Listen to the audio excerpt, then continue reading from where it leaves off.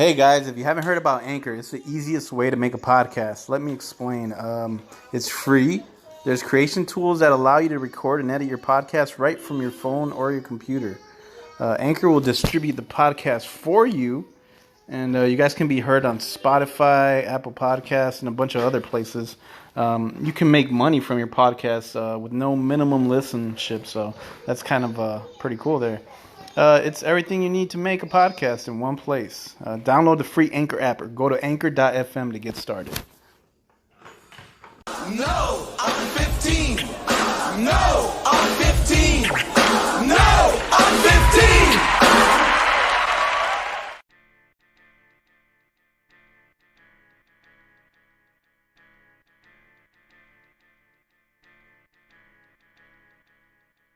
Ladies and gentlemen, please welcome the popular and exciting welterweight warrior, introducing Adrian and Tigre Granados.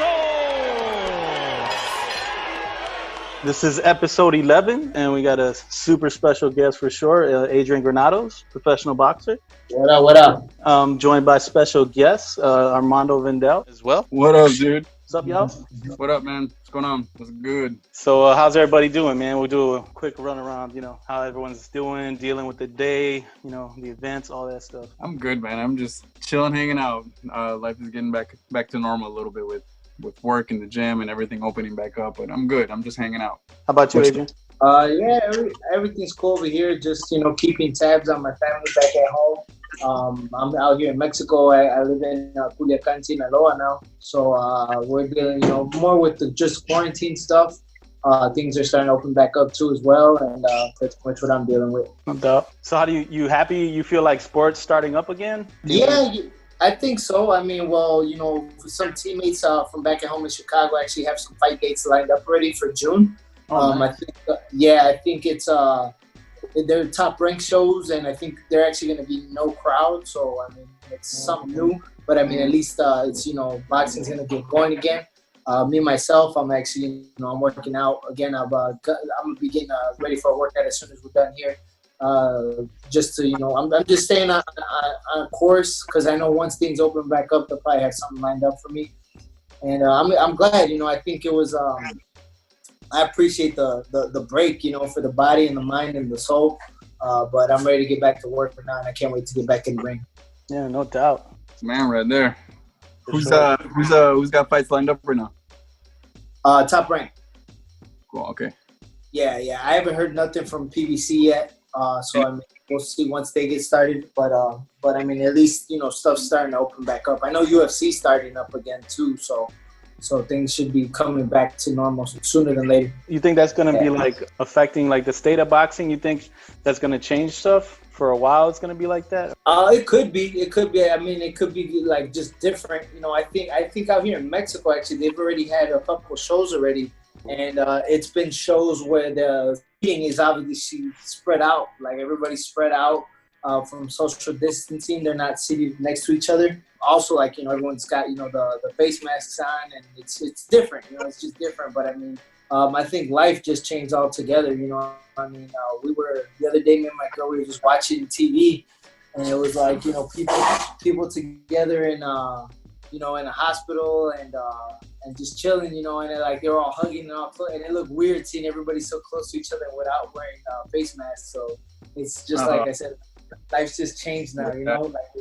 Yeah, it's crazy, Yeah, for sure. It's weird to see them old videos, even from 3 months ago, where you're like, yo, that looks weird. What are y'all doing? Y'all gonna get in trouble? Yeah, exactly. It's weird. Definitely changed, man. I don't know how I feel to be honest, just personally about I don't know if y'all play video games. Remember back in the day when you're playing video games and you turn off the crowd noise and no one's there. And, in wrestling, old school wrestling games, you know what I'm saying? And then there's no one there. And then I'm just picturing I wonder how it's gonna be, when once events do start back up, if they pump in crowd noise. Is it gonna make you really feel like you at an event, or is it gonna just be kind of weird? I just wonder what that's gonna be like. Adrian, what do you think of crowdless fights? It's gonna take more on the fighters behalf to like muster up something? Because I know sometimes, you know, the crowd, they'll pump adrenaline into you, and it's a different ball game. What do you think without the crowd cheering someone on, specifically with the sport of boxing? Because boxing is boxing. You know what I'm saying? Yeah, no, it would be different, but I mean, as far as a real fighter, you definitely gotta just zone in. I mean, if anything, that reminds me of the Olympic fights, you know, of amateur fights. Yeah, because I actually I was on the Mexican Olympic team, and when it was the Final Four, I made it to the Final Four out of the country, and we were at the Olympic training facility, and for the semifinals and finals, it literally was just judges and the fighters. Judges officiating and the fighters. That was it. There was no crowd, no nothing. The coaches were there and stuff. But yeah, it's just it turns kind of into a dojo. Imagine like when Bruce Lee gets invited to face off with somebody, it's like nobody's there. It's just straight up, I didn't even think about that. That's my bad. I didn't mean to cut you off. No, it's cool. Definitely think that will expand the purity of the sport, right? Just the purity of fighting, because there ain't no one there, no one else is gonna be around. So you really, like you said, you're gonna have to be focused to get in the zone. When you guys start back up like that. Yeah, exactly. Any other thoughts, Mando? Or are you good? Yeah, I'm curious. I'm curious to see what it's gonna be like. I'd imagine it'd be probably just like sparring anyway, because when you're sparring, it's just you and the coaches or a couple fighters or something. So I imagine it'd probably be something like that. But honestly, yeah, a lot of my most like legendary scraps and sparring sessions have been like that. Like I think one time I sparred Devin Alexander in St. Louis. I was like maybe 19, 20 years old, and he was a world champion at the time, probably 24, 25. Yeah. And we drove, it was to St. Louis, 2-hour drive, an hour and a half. And or 3, I don't know. Whatever, we take the drive out to St. Louis, me and my dad, and I think it was George. Yeah, me, my dad, and George, and we drove out there. And we got there, and he's got a badass, Challenger, brand new, and it's in a shed, like literally, like it looked like a barn shed. And you go in, and it's a gym, and he's there, warming up, and his coach is there, and yeah, bro, we went at it. It was a scrap, and like I said, that's cool. It's like stuff like that that's dope. Where it's like, man, y'all, you really, like my man said, Caesar said, it's the purity of the sport. Where it's like, I walk away from that, and I still remember that like it was a scrap. Like we went at it, we were going back and forth, but it was pure respect. We beat each other up, and it was like, hey man, good work, thanks for coming out. Because I mean I was younger, so he threw me some money. He was getting paid as a world champion already, so gave us some money for the gas, and yeah, man, it was just it was what it was. But yeah, definitely, like I said, I feel like the purity of the sport, and not only that, a lot more like focus in, because it'll be just straight boxing, Yeah, that's dope. I do remember the best wars I saw would be watching y'all spar. The fights are big, right? Because there's more at stake, but like, because especially my time around you, all the time we spent together, like I remember being like, yo, these spar wars are sometimes better than actual fights. Like I remember like you with like Samaje, you with anybody really, but like with Ed, those are always. So yeah, that's very true. So that's pretty cool. It will bring like a deep purity to it. Yeah, no, I think I totally like agree with you guys. I know I'm just like a fan, so I know from what I read or what I hear or what I see, there's always articles that pop out like before fights, after fights, or just when it seems like people are looking for news around boxing about sparring matches, like legendary sparring matches, or supposedly this dude knocked out this dude in a sparring match, and some people might be rebuttaling. Is that like a unwritten rule in boxing? You ain't supposed to talk about sparring? No, yeah, I mean that's fine. It depends. I mean, obviously, some people feel a certain type of way. Like, hey man, that should be stick between y'all. But I mean, for the most part, I mean, bravado and stuff like that. It gets to you where it's like, shoot, like you talk, back to the folks, and it's like, yo man, I was busting dude's ass. I was getting at him. So I mean, yeah, and then like little by little, it's just word spread around. Like, no, I heard my guy was giving it, so it just happens. I mean, shoot, I remember back in the amateurs, I had like a lot of scraps. I remember there was a scrap that ended up like we were taking gloves off and trying to fight for real. And like that got around because it was a guy who was like a national champion, and I was like just a young buck, but I was giving it to him. and I guess he had a gangbanger background, and like so he turned it to the gang side. And I mean, I'm from Chicago, so I'm not gonna back down from that either. Not even being a gangbanger, but then I just it's the neutron in me where it's like I'm not going. And, that's the Chicago term for real. Yeah, of course. That's dope.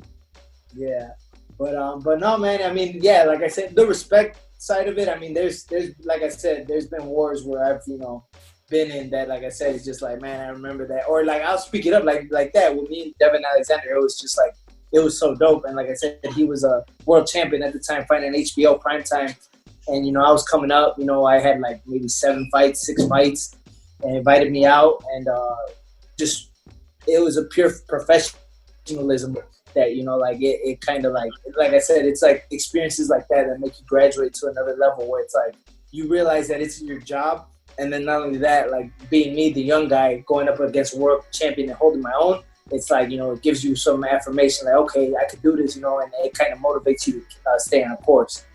Yeah, that's a great word, affirmation, for sure. Yeah. You guys, I mean, for sure. How what's it like being in like those network events, like when you're in HBO or like Showtime or something like that? It's awesome, man. I mean, what was it? Shoot, I was looking through old pictures. I'll see if I can find it right now. But I was looking through old memories of photos that I've been tagged in on Instagram, and I showed my girl. It was like a photo where it's like it's me, and then my dad in the background, and then it's Jimmy Lennon Jr. like congratulating me, wow. for the up that I pulled. And it's like something like that. I mean, as a kid who grew up watching Julio Cesar Chavez, it's like that could be framed right there. Like I grew up with my dad, watching those fights, and it's like the man, he accepted us like awesome. Like Jimmy Lennon Jr. has actually been a great person to me. Like every time I fight, he gives me such a beautiful like intro. He's like really needing no introduction, and the always the all action hero, or the like he adds stuff that it's like, yo man, like you feel like it's awesome.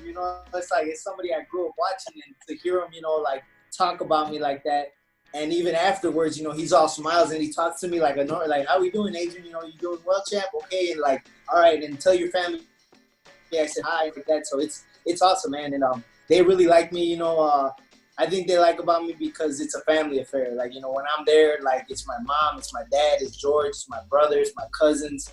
Like it's the same people. Like, and we come in and it's it's like we're chopping it up right now. It's a shit show. We like talking stuff. We're bad mouthing all over. We're cracking jokes. I'm smiles. Like a lot of fighters, they're usually very serious and very like, no, I'm here. Like me, I'm like, no, I'm ready to go. I mean, we had a great camp. This happened, we like I said, we just shoot the shit and have a good time. No, that's dope, man. Yeah. There's a very unique down to earthness about you too, because I remember, being around a lot of it, and it was always really cool to watch you. You never went anything past being just Adrian. I appreciate that. It was just all the way through. It's like what you saw is what you got, and it was always really cool because the spotlight got big at some point. You know what I mean? It was refreshing and cool to see you just be the same. I'm like, man, that's really dope. Hasn't changed him. Never did. No, never.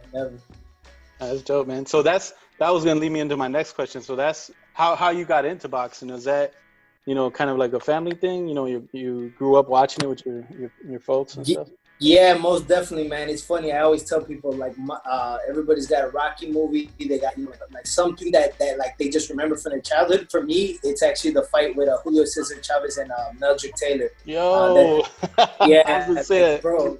bro, that's literally like that. Yep. I can memorize the commentating. I can do all the impersonations of Larry Merchant. Jim Lampley, they Sugar Ray Leonard, they're the way that's going about that fight.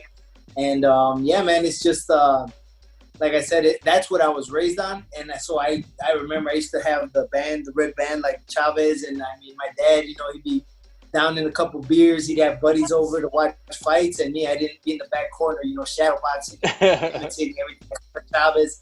And man, I always wanted to be a boxer. I knew it was bound to happen. But I grew up having a great childhood. You know, I definitely give it all respect to my mom and dad. Things have happened where, you know, my mom had to carry the weight, you know, dad had to get away for a little bit. Like, you know, I've got my story just like everybody. And I was lucky enough where even when we struggled, you know, they let me get into baseball. I got into basketball. I played football. I played soccer. I played everything. And so I surprised my immediate family, like cousins and aunts and uncles, when I started boxing, because I was a huge baseball player. Like, I played baseball for 10 years. I was on varsity like my freshman year. I was, you know, pitcher, catcher, shortstop. I played all the diamond. And basketball, that was actually my love. I went to St. Joseph High School, where Isaiah Thomas graduated from. Yeah. And also we have Evan Turner, who plays for in the NBA. I just always wanted to be a ball player. And so I was on the team and I was doing my thing. And then I met a Christian brother, Brother Peter, you know, a man of God, you know, white collar and everything. And literally I just met him and they're like, hey, yeah, you should hook up with Brother Peter. You like boxing, right? And at this time I was getting into fights at high school because it was a mixed school, blacks, whites, and it was just a handful of Mexicans, and I was kind of by myself. I started getting into some fights, and then, you know, I started winning these fights, you know, and they were like, yo, man, you should hook up with Brother Peter. He teaches boxing. You like boxing, right? I'm like, yeah, for sure. And I'm like, well, basketball's coming up, man. I'll get into good shape, you know, even better shape. So I ended up hooking up with Brother Peter. I'm like, hey, yeah, I want to learn boxing. I want to, you know, learn the basics, you know, getting the better. He's like, oh, yeah, we can work out, you know, and good, awesome, man. You know, one of the coolest guys you ever meet. When it came down to the fighting, it was nothing like a Christian brother. Like, he would swear at me, call me all type of racial slurs and stuff like that. But I mean, it was, you know, it was awesome. He got me into great shape. After only a month of training, that's when he sent me over to Rico Gonzalez, and Armando knows Rico. And Rico, you know, he hooked up some sparring for me, and the guy didn't show up. So Rico actually had to get in the ring with me. Rico was the first person I sparred with. And Rico was a professional fighter himself from El Salvador. Yeah, so we sparred. And after one sparring session, he tells me, man, you're ready to go. And I was like, what? And so that weekend we ended up going out to a state tournament, a Silver Gloves tournament for amateurs. And I got into the novice division, and I won the state tournament in my first tournament. And that was it. It's been 15 years now. Damn, man. That's crazy. Yeah. That's what I was telling Mando, like, because Mando the other day was asking me, like, you know, did you ever think about, like, getting into boxing yourself? And I was like, I don't know, bro, because, like, at that age where I probably should have gotten into boxing, I was into basketball because of the Bulls. You know, the Bulls were winning. Oh, of course. Yeah, of course. So, like, just to hear you say kind of some of those same things because you grew up in the area, you know what I mean? Yeah, of course.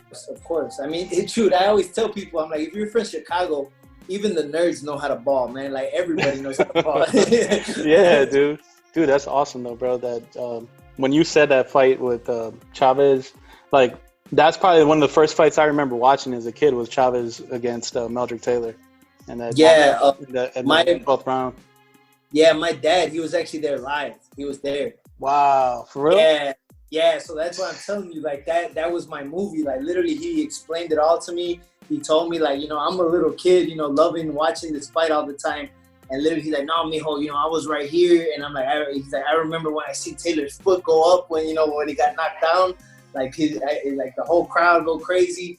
And it's crazy because, you know, that fight, like, the way it's commentated, they got Taylor winning the whole fight. Yeah. Winning, you know. And he probably was the way you watch it. But my dad's, like, when you're there, it's different. And I remember this because actually I was in attendance for the Kovalev Ward fight, the first one. Oh, for real? Yeah, that's actually when I actually got announced for my fight with Adrian Broner. So, like, I came suited up, and it was awesome. Like, that was one of my first experiences like that, taking pictures with celebrities, and I was ringside. It was awesome. But in that fight, like, I'm one of the few that felt Ward won because I was like, it's different when you're there. And my dad, that's what he was telling me about that Chavez fight. He's like, yeah, no, like, everyone on the TV was saying that, but when you were there, he's like, it was like, yeah, Taylor was doing all this flashy stuff, but you can hear when Chavez would crack, like, everybody was just like, man, he's bringing them down, man, he's getting them. And then sure enough, at the end, he said it was like a crescendo, that it was just building up. Because you could just tell he was breaking them down. And then when he fell, he's like, the place exploded because they knew it was happening. And then it happened and they stopped it. And I'm like, man, that must have been so dope to be there, you know? Yeah, for sure, man. I was going to ask you, like, so I've never been, like, to a boxing event like that where you're that close to the ring. And, yeah. So that's, you can hear that or feel that when someone's popping someone then, right? Like you can feel the power probably. Yeah, exactly. And that's why, what's it called? Like I was saying with that Andre Ward fight, when I was there live, like I watched the fight and I was it's funny too, because I mean, being a fighter or being somebody who's really into boxing, I always get good with the people around me. And we had this little crowd that I'm like, I was shutting up the Kovalev guys. I'm like, nah, bro, Ward's out boxing them, dude. And then sure enough, what happened? And I told you, sit down. Like, you don't know nothing. but it's like, it happened, man. It was like, I watched every fight, you know, and I'm really into it. And it's funny too, because I remember Armando was actually giving me a tough time because everyone kept saying time they see me, I was looking down at my phone thinking that I'm not watching the fight. But it's like, I'm so into the fight that I'm watching the fight and I'm talking to my people like, yo, man, what's going on? What's this? And I'm like, no, man, this, and that. And like, I remember one of my good buddies, Nate, he was like, man, you know, Kovalev got him. I'm like, no, bro, you wrong. I'm like, bro, Ward's going to win, you know, and sure enough, he did. And after that fight, he's like, bro, I got to dissect your brain. I'm like, yeah, man, it's different. You know, when you're there, you see different things. You can hear the cracks. You can tell that, like, Ward, even though he was in trouble and he got dropped and stuff, he was controlling the fight. And it's like Kovalev kept trying to get him. Meanwhile, he's, like, laying traps and doing this. Yeah, he got caught them times, but he would come back in those same rounds. And it was just that's why, like, I always tell people when it comes to being a fighter, I'm a fan before a fighter. Like, because I was always a fan before I was a fighter. Yeah, that's dope. I think Ward, to me, has, like, probably one of the top 3 jabs of all time.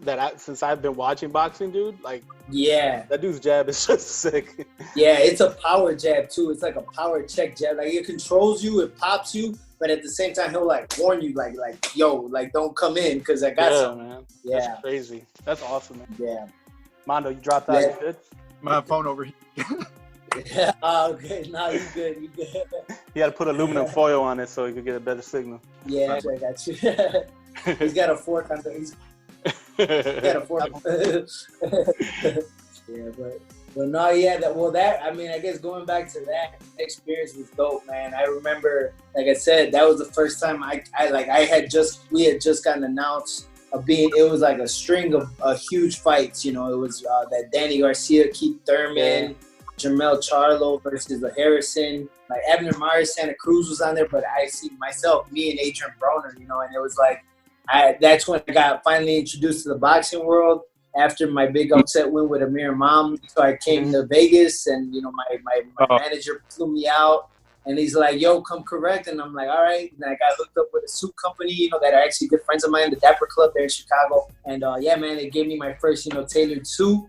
I'm taking pictures with ring card girls. I met, you know, I met Wiki Wright. I met Triple G. I spent like maybe an hour and a half in the Don Julio lounge with Charles Barkley, and like, man, it was a dope. Oh, hell yeah, that's another experience. I didn't know about the Charles Barkley one. That's cool.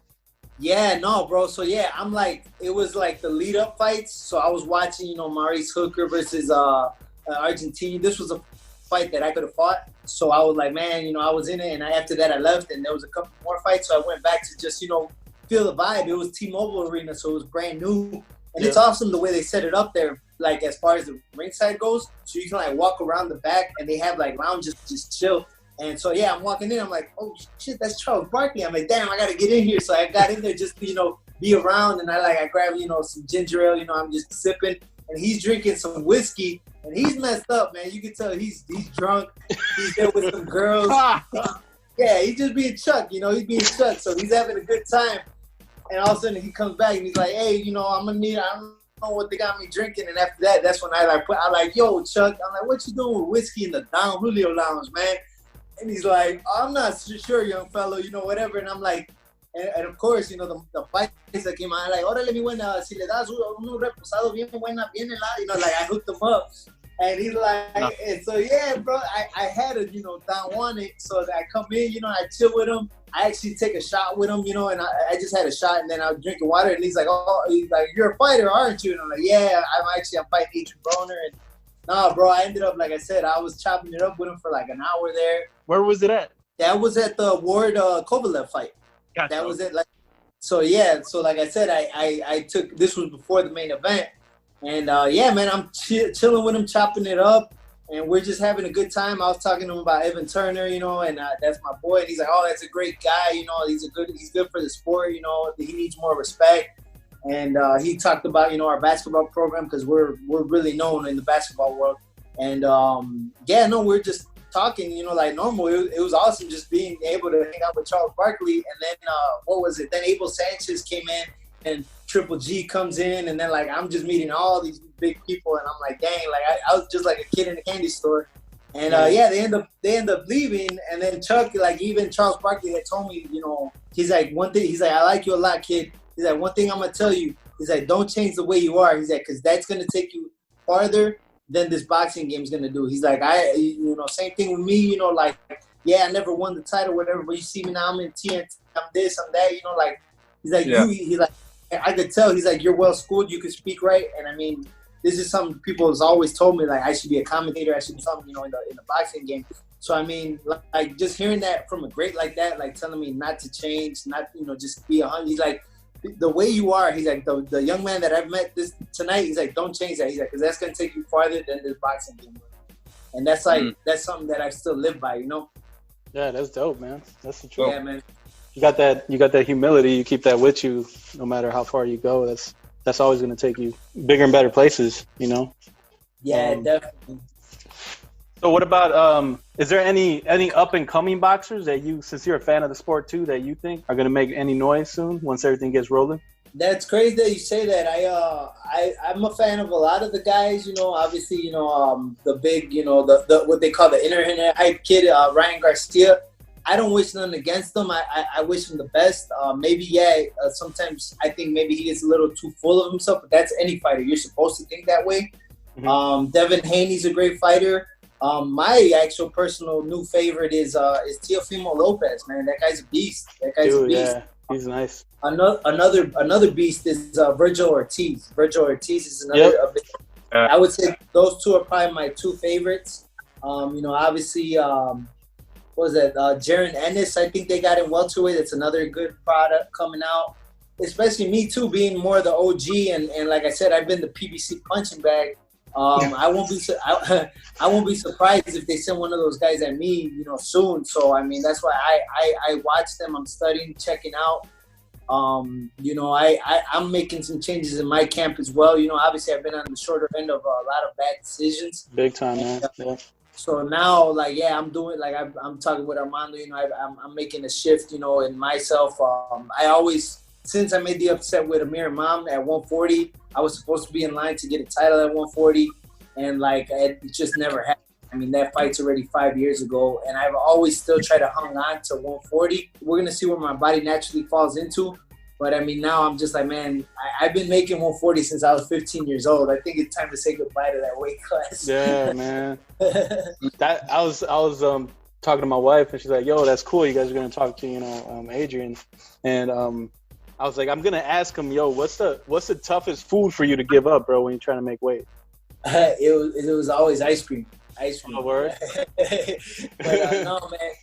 As you get older, now it's just everything, bro. Now it just be like, man, dude, I want a taco, I want pizza, I want, you know, anything. But I mean, as you get older too, you start realizing, because even now I'm at a point where now I'm like, I don't even want that stuff. Like I'm turning more into my dad. Like my dad's old school Mexican, you know, raised on a rancho. Like he never had. Yeah, exactly, bro. He's all about that. All about that, and that's the way he still is. Like you never really catch him grabbing any chips, any mangoñadas, any dulces. Like he's literally, oh no, give me a steak, you know, give me a steak, give me, you know, I want verdura, you know. He wants to eat good, like he wants to eat good, and I respect that, and that's why to this day I think that's the strongest man I've ever seen. You know, everybody, you know, dad's the you know, the best. So to me, like I've never seen the. Like my dad's, you know, like 5'6", 5'7", short Mexican, but literally a beast. And I've seen him, you know, even as an old man, get into fights and stuff and kick people's asses. So like, es bien huevudo, bien picudo. So yeah, definitely. I mean, it's funny. One of the jokes with us is with the team is he's always like, everyone always says, or my dad's like, no, mi, es que eres bien huevudo, you know, debes de pelear más inteligentemente. And I'm like, no, pues, I'm like, you made my balls this big, you know, it's your fault. Damn. How did you guys meet, man? You and Mando? Yeah, go ahead, Mando.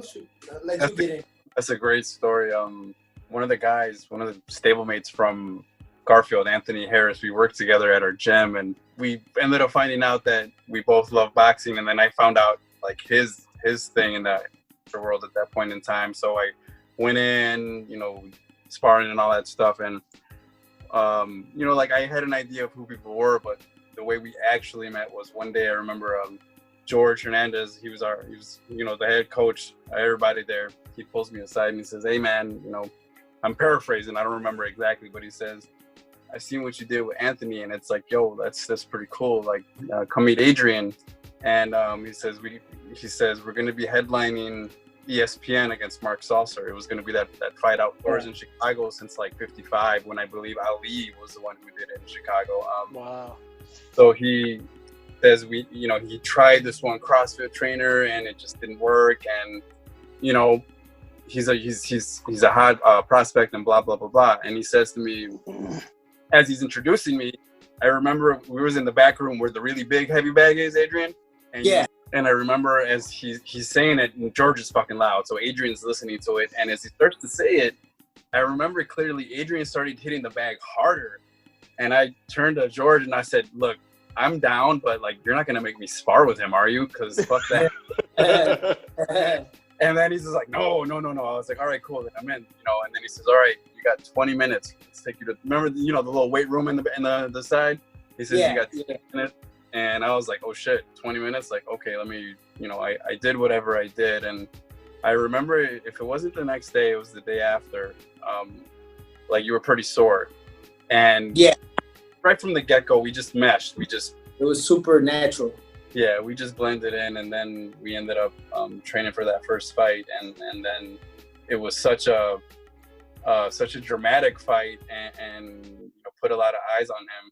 And then, man, just kind of from there, it just took. It was after that fight, then, right, when Broner sought you out you helped. That's when you helped Broner get ready for Maidana. Yep, that's exactly what happened. Funny little thing I remember. I remember when the fight was coming up, you had told me, you said, man, I was telling you who you got. And you said, I'm paraphrasing, but something along the lines of like, if Broner does what I told him to do, he'll win. If not, Maidana's got him. And then I remember the fight was going on, and you remember how everyone was like, what the fuck? And I remember, I don't know if we texted or if I had called you, but I was like, yo, and you were like, I told you. Yeah, I had actually watched that fight with Anthony. I watched it with him, and yeah, man, I was telling everybody. I told everybody, and I mean, it was one of the greatest experiences as far as the camp, like, cause that was my first time ever going to a camp that was like balled out. Like, it was like I was getting paid over a stack a week, you know, plus my meal money. Like, you know, this is coming from somebody who at the time, I'm still an up and coming fighter, so I was a busboy at Connie's Pizza. You know, I was grinding, you know. Yeah, so I was making good money, eating good. I spent, it was an 8-week camp when I came in. He was already in camp. So we did 4 weeks in Cincinnati. I was at a hotel. I was able to bring my dog. You know, I brought my car. And then actually I came back home, you know, dropped off my car, and they flew me out from Chicago to Denver. And that's when we finished the camp at the Olympic camp.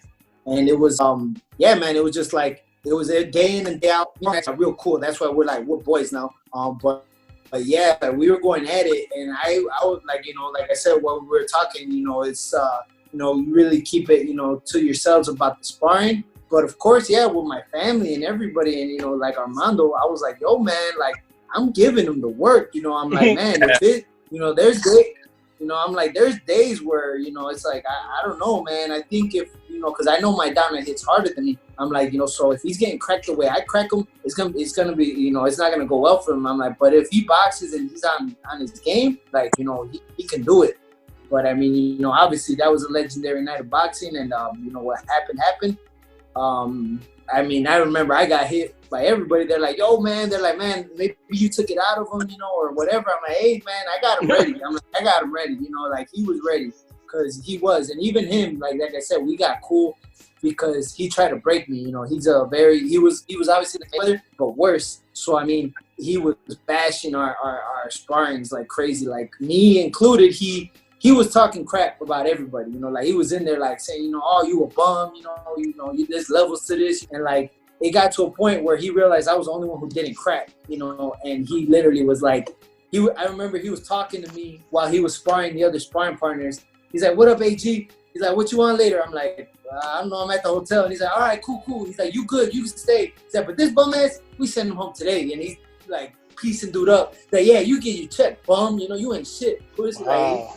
And literally, yeah, it got to that point. And then, like I said, he couldn't talk about me too. Oh, you know, sorry, little Mexico, or sorry, whatever. And it got like that, and it turned to a racist thing. Yeah, he's trying to break you. So, like, I got to a point where I couldn't take it no more. So, I you know, I'm from the hood, too. So, I'm like, man, you know, fuck you, bro. You ain't shit. I'm like, you know, I train on the west side of Chicago. You ain't nothing. You know, and, but, I mean, I was, you know, I would pick and choose my battles. You know, there'd be days where I just be quiet, let him talk. And then one day, there was a day where, yeah, we almost got into a fight. But then afterwards, he's like, I almost got you, right? I'm like, oh, like, you know, like, that was that mental game where he was just toying with me, where, like, he was trying to get me to fight, you know, to break, and he got me that, you know, and after that, we were cool. Like, I remember when I was bowling, he took us all out to eat sometimes, so he's a real cool guy, and like I said, I got to know the real Adrian Brony, you know, like, I know he's got the national AB about billions, all that, but I mean, nah, man, I see I met all his kids. You know, I met his baby mama. You know, I met his family. I met his cousin. I met his brother. His brother was like a little gangbanger, and he like, you know, afterwards he tried to check me like, you know, what's up? And I'm like, oh shit, I'm from Chicago, man. He's like, oh, I know the foes. You know, I know that. I'm like, oh man, I know all of them dudes, GDs, BDs, whatever. I'm like, nah, bro. Like that's why there was no trash talking between us. When we went out there, you know, it was like I seen his cut man, I seen his coach, and it was like all hugs and hey, what's up, Adrian? Hey man, you know, hey man, the best man win. You know, I'm like, hey man, it's business. Let's get it. You know. Yeah. So, I mean, and then, yeah, that's when Armando was already on. So, you know, Armando got to see it all. And, yeah, going back to, you know, how we met, Armando, you know, like, he was perfect mesh for us. And with that fight, with that ESPN fight that he's mentioning about, man, that was one of the craziest wars I ever had. I was dropped twice in that fight and ended up coming back to win by knockout. So, it was, that was a crazy fight. I think. Yeah, I gave this man a heart attack in that fight. I remember that shit. You had gone down. I remember. Guess the chingo, like shit. I was like, oh, and that thing where I was like, yo, like you gotta have some balls. You know what I'm saying? To continue to fight the way. After something like that happens, you know what I'm saying? Like it takes something inside of you. You gotta really believe in yourself. And as the fight progressed, I remember I was like, didn't do the highlight video. You can see at the end of the fight after Rico and yeah, man.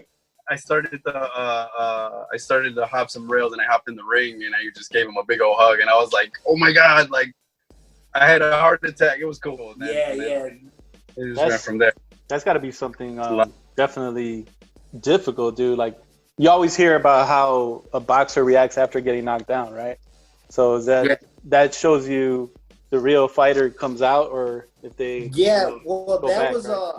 I think that was like the second time I'd been dropped in my career. The first one, it was like I struggled to recover from it. I wasn't hurt. It was just mentally, like I was stuck for like 2 rounds. But this fight, I was hurt. That knockdown that Armando's talking about, everybody had a heart attack. Myself, that was the only knockout. Not because I've been knocked down plenty of times. I think like 6-7 times. That is the only knockdown where I was really hurt. Like I was down and on the floor, like the whole world was like this, like this. And I'm like, I had to take a knee. And then I'm like, okay, okay, we're good. And I get up and I'm like, all right, I'm good. And I'm like, oh no. And I almost fell again. Like, I crashed into the corner and I like turned around. I remember that part. Yeah, I'm like, I'm fine.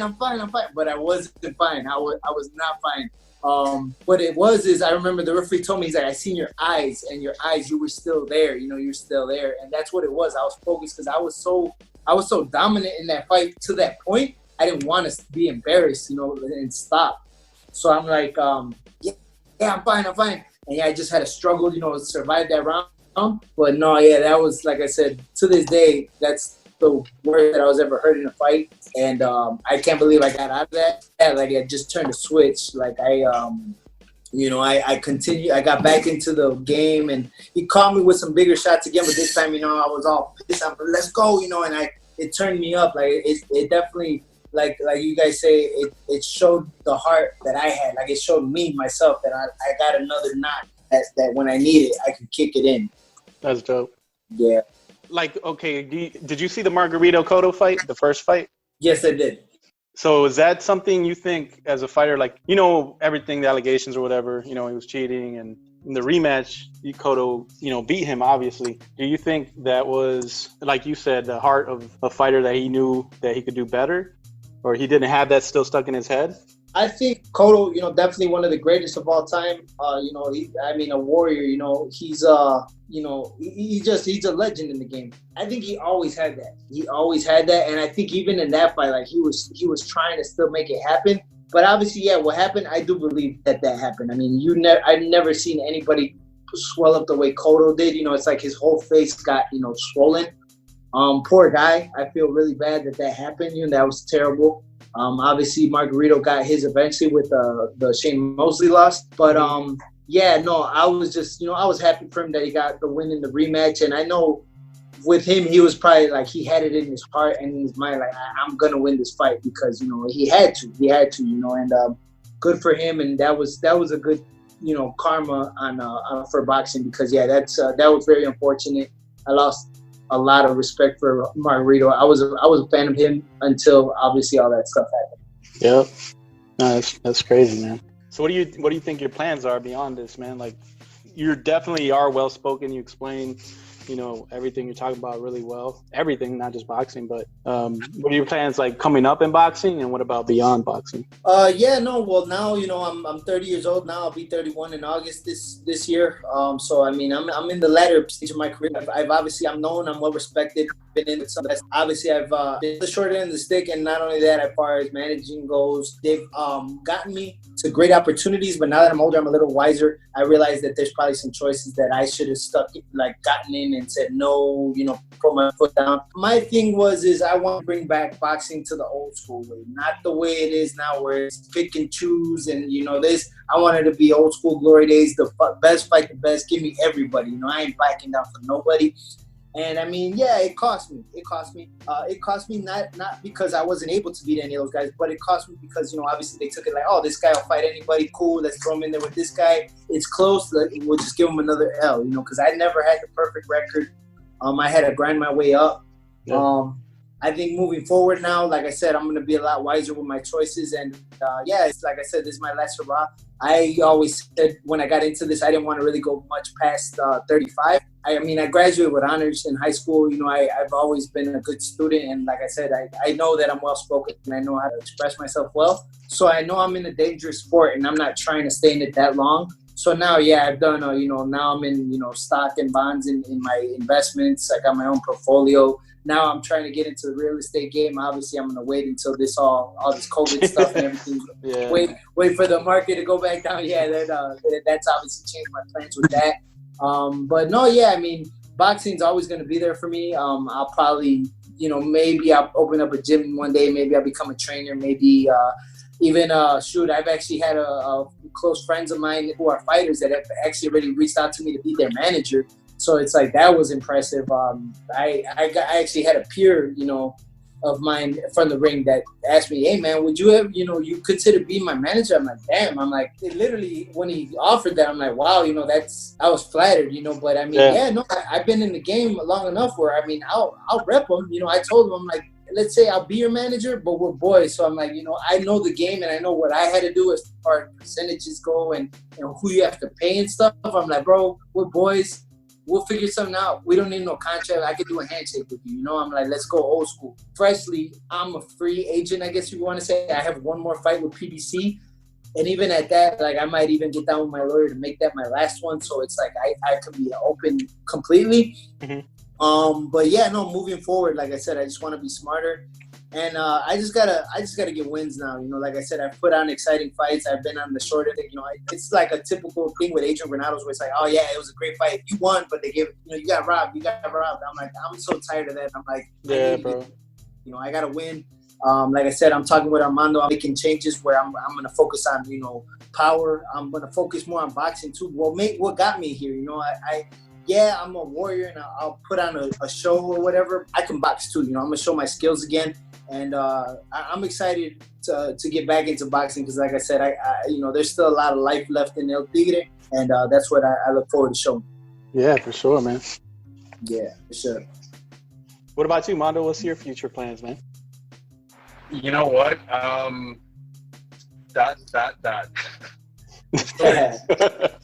waiting for,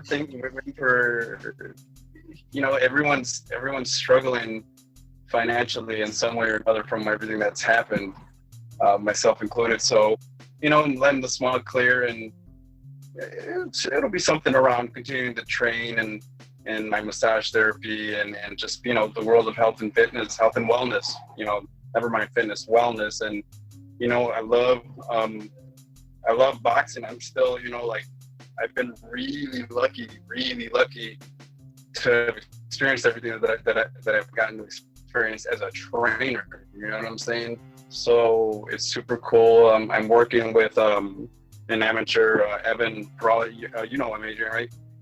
Yeah. He's a really cool kid. I think he has a promising future. But it's, you know, it's something in and around the world of boxing in some way, shape, or form, just because I love it, and I want to be able to give back some of the stuff that I got to learn vicariously, you know, through Adrian and being around and being in the locker rooms and, you know, down the, what's it called, before you walk out, you know, all that stuff. Yeah. There's a lot of really cool stuff. There's a lot of really cool stuff to share. And, you know, I'm lucky that I have that, you know, as an experience, because it gives me entry into a lot, you know, I gives me entry into a lot. So we'll see. Dot. What's up, man? Yeah. What about because I do, you know, my podcast, obviously I talk a lot about, you know, movies, TV shows, you know, games and stuff, hobbies, you know. Is there any of that stuff that you're into, Adrian? Yeah, most definitely, man. I'm low key, like I play video games, you know, myself. Recently I got into I played the Shadow of the Tomb Raider. That was a great game. You know, because obviously I'm an old school. You know, I had my first, you know, PlayStation where the Tomb Raider first came out with Lara Croft and all that. So I mean, it was good to relive those memories, and obviously the way games have advanced. You know, it's funny. My brother, you know, he's the gamer, so he likes giving me shit like, "Oh, you know, man, already you don't play no video games." And I went back home recently. He's got everything. You know, he's got Xbox One, playing PS4. He's got a Nintendo Switch. He's got all this stuff. So I get on there and I look. I'm like, "Oh snap! You got Capcom versus Marvel." I'm like, "Man, let me get up on that." So I get on there, and it's like obviously a newer version or whatever. Yeah. And all of a sudden, like he's doing reviews, because he does reviews for movies, for video games, for concerts and stuff like that. So he's in the back talking up with people, and he's just like low key in the back, but he's like, all of a sudden he sees like I'm getting to these levels that he never got to, and he's like, damn, like and I ended up beating the game. Like I just went downstairs, got in his room, and literally beat the game like in an hour, you know. And he's like, damn, bro, like. I'm like, yeah, man, what'd you say? What'd you say? I don't play video games. I'm like, you forget I'm the big bro, you know? I'm like, we start back like on Super Nintendo days. I'm like, man, who beat, you know, Mario Brothers? I'm like, come on, man, don't put some respect on it. Like, so yeah, but yeah, what's up? Pre-2000, what was your favorite sports video game? Ken Griffey. It was like a Ken Griffey baseball game. Oh, thank you. I'm like, yeah. I know y'all know about that. I know. I'm getting your guys' age group now. Last week with a buddy of mine, we did movies based on video games. You know what I'm saying? So that's like kind of like where we were going with it. It tripped me out. There's like so many, almost 40 movies based on video games. And since we grew up kind of like in that era when gaming kind of started getting big, you know what I'm saying? Late 90s, early 2000s. Yeah. You know, especially what about boxing, bro? Boxing games like, you know, Fight Night or, you know, Evander Holyfield boxing. Mike Tyson punch. Mike Tyson punch all day, man. Little Mac. Little Mac. That was the guy, Little Mac. Yeah, bro. I can't believe there's like not been a new boxing game though, bro. It's been like it's you know what it is licensing? It's like licensing that. It's the Civil War of boxing. So just all like the promotion companies. Now, I mean, yeah. So they're not gonna agree to have each other together. You know, it get like the generations. You know, where it's like I said, you know, I'm not no superhero or nothing. When I was growing up and when the way I was coming up in the amateurs, I was doing a lot of stuff that wasn't being done. Like for the Olympic team, for you know, here I finished 5th in the country. So that's why Mexico called me because I had dual citizenship. And I remember, like I said, I won a national out there, and I made it to the Final Four. And out of those Final Four, I think I had like 40-something, 50 fights. And another guy had like 200. Another guy had 300. Another guy had 100 fights. I was doing some crazy stuff that had never been done. And that's why I'm like, man, when I go pro, you know, I'm going to fight everybody, and I'm going to be old school. I'm going to bring it back to, you know, when it was like De La Hoya, Ike Corte, Felix Trinidad, Fernando Vargas. Like, they all fought each other, you know, where you know, Sugar Ray Leonard, Roberto Duran, Marvin Hagler, you know, and Tommy Hearns, they were all fighting each other. Like, I want to get back to that, you know, and obviously, though, you know, it didn't work out that way. My story is a journeyman story. I mean, when Armando, like I said, he came in, that was after I fought Kermit Cintron. At the time, I was 9-1-1, and after that Cintron fight, it was 9-1-2. And the reason why, that happened after like 5 or 6 fights, I went up against Frankie Gomez, and he was like 12-0, you know, and I lost. I got my first loss, and then I fought freaking Leonardo Tyner, who had just fought Canelo. He was 28-2, I think, at the time, and I was fighting. So, like I said, I was doing stuff that was crazy, you know, that nobody should be doing. But what it was is I was meant for something, and I knew I had to get out of this typical like sell tickets and just be a local fighter, you know. So I took on all challenges, and whenever they needed somebody, I was like, yo, I'll fight them. Because like I said, I wanted to make something happen, and I did, you know. Yeah, it's a journeyman story, but after those fights, then I got offered, you know, to fight Felix Diaz for, you know, a former gold medalist. Oh, I remember that one. Yeah, that was a fight where I won, you know, but once again, you know, got robbed. You know, even in that fight, Mike Tyson was his promoter at the time. Mike Tyson ended up coming to my locker room after the fight. You know, that kind of tells you how the fight should have went.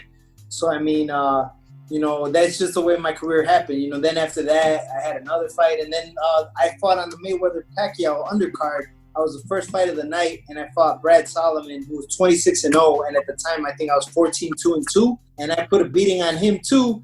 And in that fight, I lost again, and I was ready to quit. I was ready. I'm sorry? Didn't De La Hoya tweet about that one? Yeah. Because you got robbed on that one too. Yeah. Oscar De La Hoya tweeted about it, like, man, this was bogus. You know, they did Granados bogus. And then, like, a multiple, like, it was only, like, because it was the first fight of the night, so there was only 20 people in attendance. But it's like, I put a beating on this man, and they robbed me. And like I said, at this time, before this fight, I was actually a full-time AT&T employee where I was, you know, installing, you know, internet and cable, and I was already starting to give it up because I'm like, man, you know, I'm not getting a break. So then this fight, I got offered this fight, and they gave me the time to train for it. They're like, you know, you're gonna fight on the Mayweather-Pacquiao fight. You know, you gotta take it. You know, so I took it, and like I said, I got robbed bad again. So I was ready to quit. I threw a fit. You know, I started breaking stuff, throwing chairs, and I'm like, this is why, you know, real fighters like me quit. You know, I'm like, you know, and I'm cursing out the judges. I was ready to go. But then it's crazy because then that's actually when I met Andrew Zach with Journeyman Management, and ended up signing me. And it was the first time that I actually never had to work again. And thank God it's been 7 years now since I haven't had to work, you know, and I've just been boxing. And things just went up and up from there. You know, that's when I ended up getting on a 5-win streak.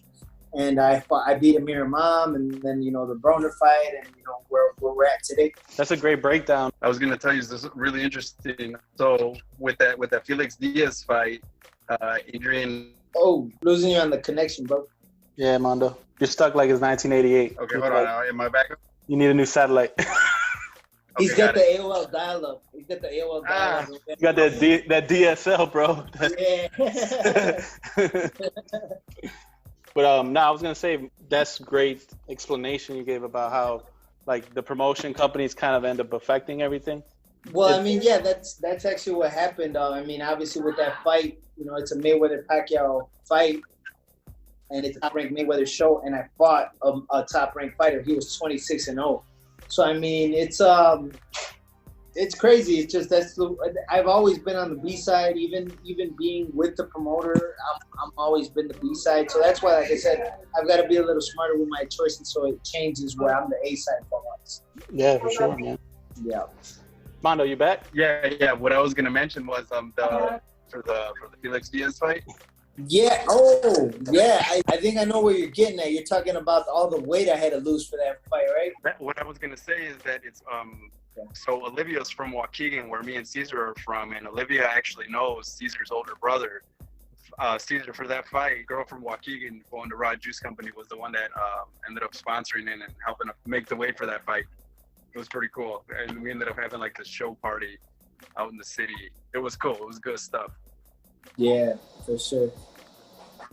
Yeah, that's like I don't even think about how that's got to be difficult, right? Making weight the day of a fight. Yeah, always. That's always my main. I always tell everybody my main opponent is the scale. After that, I'm good to go. What do you walk around normally as, bro? When you're not training?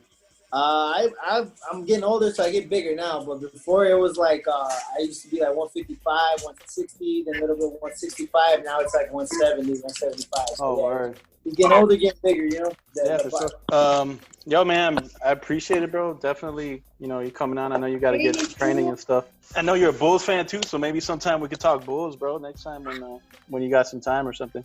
Yeah, bro, I appreciate it. This is definitely a great show. I'd love to be back on, and yeah, man, we could definitely talk about anything. Yeah. All right, fellas. Well, yeah, appreciate you guys having me on.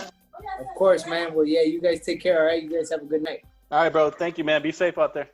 You too, brother. Take care. So that was this week's episode. I got to give a gigantic size shout out to Adrian Granados. A lot of people might not know I'm a big time boxing fan. Taking time out from, his schedule. He's in Mexico, which was awesome, that he jumped on with us. And I also got to give a shout out to my boy Mando.